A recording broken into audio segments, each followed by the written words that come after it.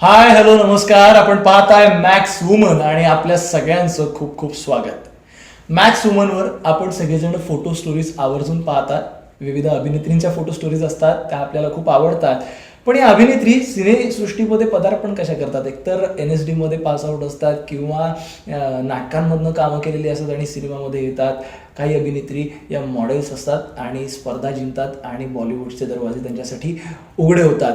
तर अशी उदाहरणं आपल्याकडे भरपूर आहेत. ऐश्वर्या राय असेल, सुस्मिता सेन असेल किंवा प्रियंका चोप्रा असेल, आत्ता मनुष्य छिल्लर. आता जर आपण पाहायला गेलं तर मॅक्सच्या स्टुडिओमध्ये अशाच एका उदयोन्मुख मॉडेलसोबत आपण गप्पा मारणार आहोत. माझ्यासोबत आहेत डॉक्टर स्नेहल ठमके, ज्या miss India the pride of nation या स्पर्धेच्या विजेत्या आहेत. खूप खूप स्वागत आपलं मॅक्स वुमनमध्ये. Thank you so much. स्नेहलजी, काय सांगाल? भारतामध्ये संपूर्ण भारतातल्या मॉडेल्स इथं असतात आणि त्यांच्यामधून विजेतेपद पटकावणं, कसा अनुभव होता या स्पर्धेचा? कसा प्रवेश झाला? माझ्यासाठी म्हणजे एक रोलर कोस्टर राईड होती ही.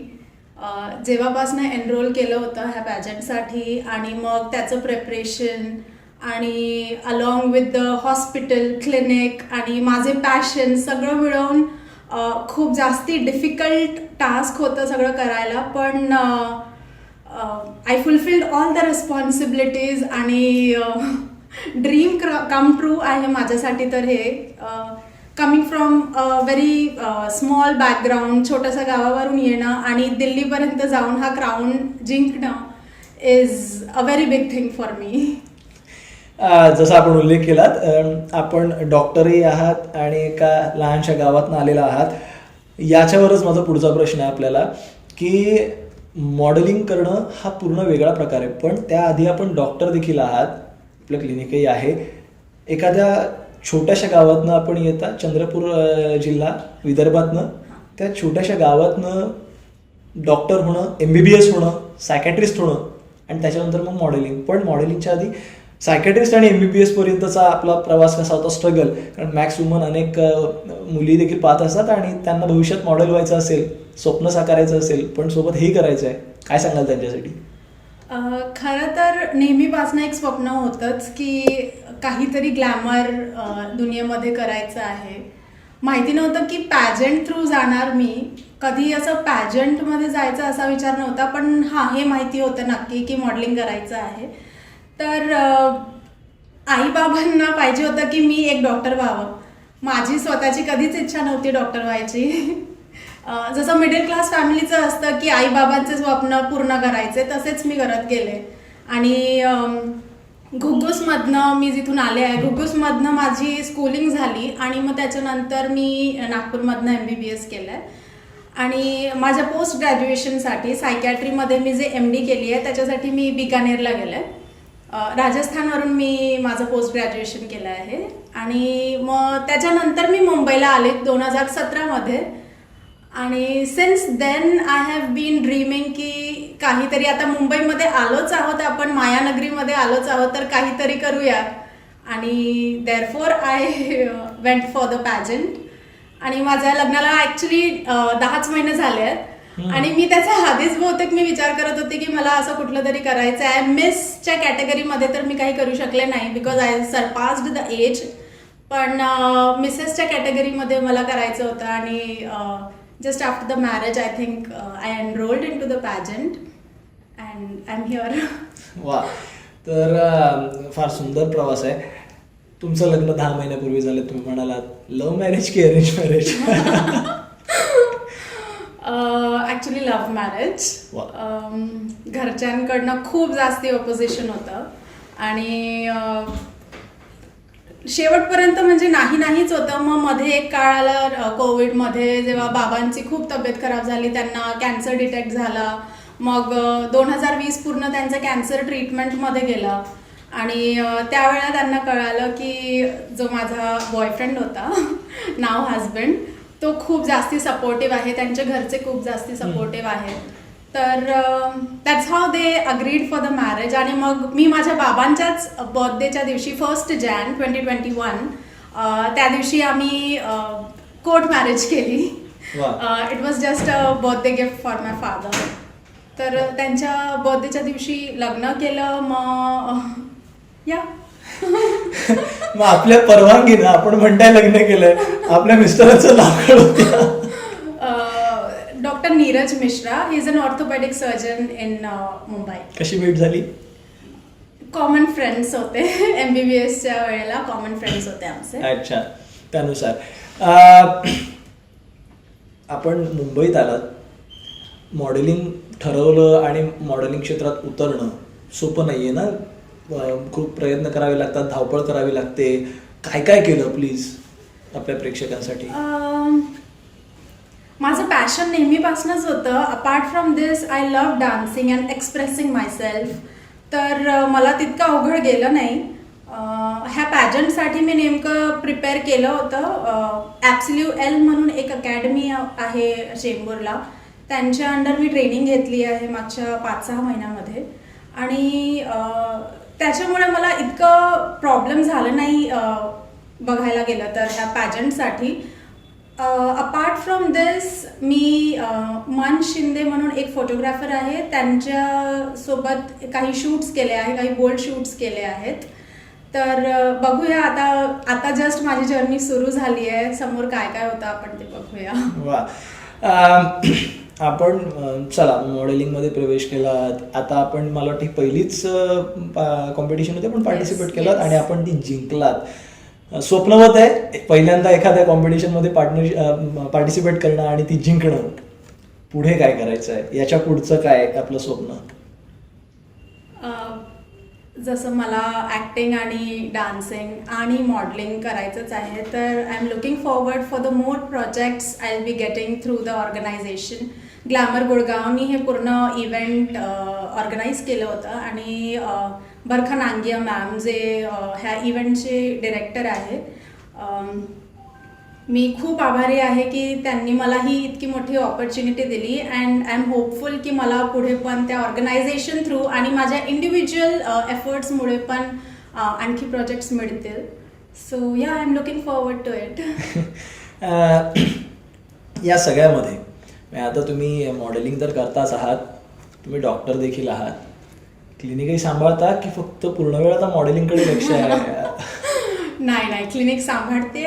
इनफॅक्ट कालच मी I landed in Mumbai on 15th आणि काल 16th मी माझ्या क्लिनिकला जाऊन पेशंट्स बघून आलेत. So yeah I am doing both the things simultaneously. कशी सांभाळता ही तारांबळ पूर्ण? टाइम मॅनेजमेंट खूप मोठी गोष्ट आहे. टाइम मॅनेजमेंट, मला वाटतं टाइम एकदा तुमच्या हातातून सरकला की तो परत येऊ शकत नाही. So time management is a very important thing. Everybody should keep looking for it. हा, म्हणजे वेळेचं महत्त्व त्याला कळतं, तोच माणूस यशस्वी होतो. आणि मला वाटतं आपल्या या यशाचं रहस्य देखील द्यायचं आहे. आपण वेळेचं गणित सांभाळताय आणि त्या गणितामध्ये आपण दोन्ही गोष्टी करताय, म्हणजे आपलं कर्तव्य देखील पार पडतायत आणि स्वतःची स्वप्न देखील पूर्ण करताय. ऑडिशन्स देताय, म्हणजे अभिनेत्री होण्याचं स्वप्न आहे की आपली ऑर्गनायझेशन आपल्याला सगळ्या गोष्टी सांगते? काय म्हणजे? नाही, मी ऑडिशनसाठी पण रेडी आहे. ऑर्गनायझेशन्स ऑफकोर्स मला हेल्प करतील, मला प्रोजेक्ट्स देतील, ते हेल्प करतील मला सगळ्याच्या. पण I am also looking forward to all the auditions I will be getting.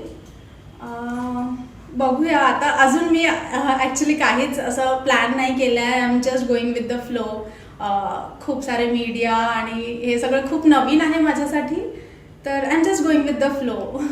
कसं वाटतं म्हणजे जिंकलायत आणि मीडियाचं इंटरॅक्शन आणि मीडिया मागे लागलाय. बऱ्याच न्यूजपेपर्समध्ये, बऱ्याच वेब पोर्टल्सवरती आपले फोटोज आहेत, आपली बातमी आहे, मॅक्स आपले इंटरव्ह्यू घेत आहे. वेगळं फिलिंग असेल हे काय, म्हणजे नेमकं कसं वाटतं? सिंक इन व्हायला थोडं वेळ लागेल मला वाटतं. आताही असं अनबिलिव्हेबल सारखं फिलिंग येत आहे की कसं तिथे गेले आणि तो क्राऊन जिंकला. And now I am in all the papers, media coverage सुरू आहे सगळीकडे. So yeah, dream come true, unbelievable. I mean, शेवटचा प्रश्न घेऊयात आणि मग आपण थांबूयात.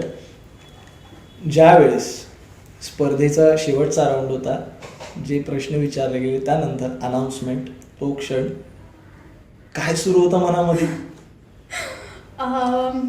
खरं तर मला तितकं कॉन्फिडन्स नव्हतं हे जिंकायचं.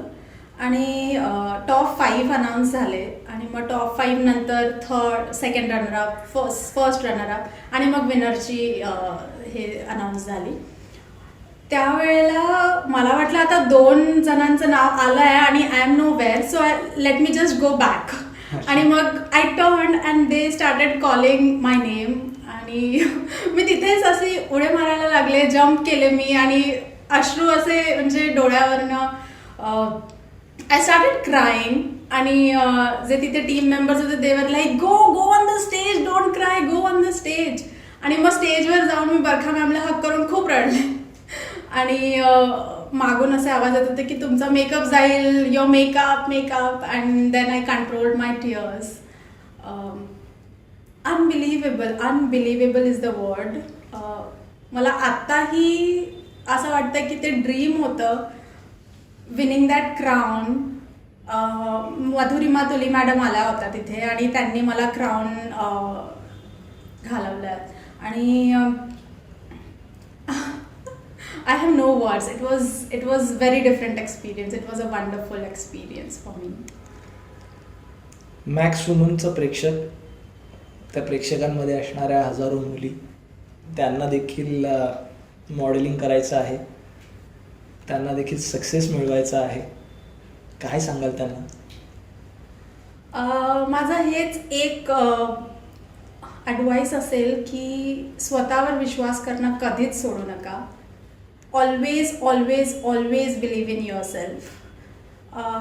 माझ्या इंट्रोडक्शनमध्ये मी एक लाईन सांगितली होती की believe you can and you half way there. म्हणजे तुम्ही जर स्वतःवर विश्वास करायला सुरुवात केला तर तुम्ही अर्ध जर्नी तिथेच ट्रॅव्हल केली समजून जा. पुढची जर्नी तुम्हाला जितकीही अवघड का ना, पण तुम्ही जरूर पार पडाल.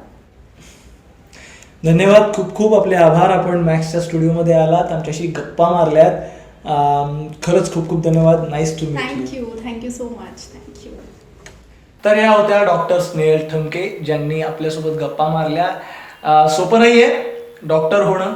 एका छोट्याशा खेड्यातनं वर येणं, शिकत नागपूरला जाऊन MBBS होणं, राजस्थानमध्ये जाऊन सायकॅट्रिस्ट होणं, मग मुंबईत येणं आणि मग आपलं स्वप्न त्याच्या मागे धावणं आणि दिल्लीला जाणं आणि क्राऊन, तो मुकुट जिंकणं.